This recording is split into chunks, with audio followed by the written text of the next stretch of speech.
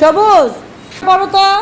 2 litre ফলের রস 5 জন শিক্ষার্থীর মধ্যে সমান ভাগে ভাগ করে দিলে প্রত্যেক শিক্ষার্থী কত লিটার ফলের রস পাবে? সমান না, সমান। কি সমান? 2 লিটার ফলের রস আছে আমাদের কাছে। এখন কয়জনের মধ্যে সমান ভাগে ভাগ করে দিব? এখন ভাগ করে দিতে হলে আমাদের কি করতে হবে? ভাগ করতে হবে। ঠিক আছে, তাহলে এটা আমরা কিভাবে সাজাতে পারি? আর একজনে পাবে কত লিটার? তাহলে চলো করি।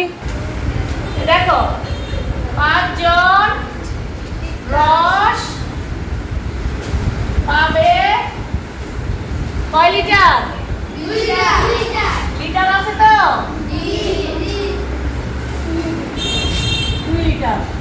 সুতরাং একজন রস পাবে। দেখো যেহেতু আমরা ওই নিয়মে কিন্তু শিখেছি কি ডান পাশেরটা প্রথমে হয়, ডান পাশেরটা প্রথমে হয় না? তাহলে এখানে কত আছে? 2 ভাগ 5। ঠিক আছে, এখন আমরা 2 কে 5 দিয়ে মানে 2 এর 5 দিয়ে ভাগ করব। দেখো 5 কি বড় সংখ্যা না? আর 2 কি ছোট সংখ্যা। তাহলে 5 কি 2 মানে 5 দিয়ে কি 2 কে ভাগ করা যায়? একবারও যায়।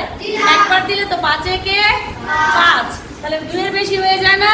তাহলে কতবার দিব? 0 বার। এই যে 0 বার দিলে 5 এর 0 0। যেহেতু 2 5 থেকে ছোট, তাই আমরা 5 কে মানে 2 কে কতবার দিলাম? 0 বার দিলাম। এরপরে কত বিয়োগ করলে কত নামে? 2। এখন দেখো আমাদের কি এই পাশে আর কোনো সংখ্যা আছে? যেহেতু এই পাশে সংখ্যা নাই আর আমাদের অঙ্কটা কিসের? দশমিকের। এই জন্য আমরা একটা দশমিক দিব।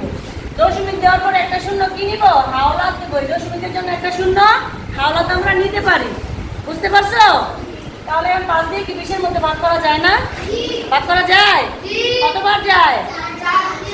4 5 20। তাহলে কত হলো? মিলছে না? তাহলে উত্তর কত হলো? 0.4 লিটার।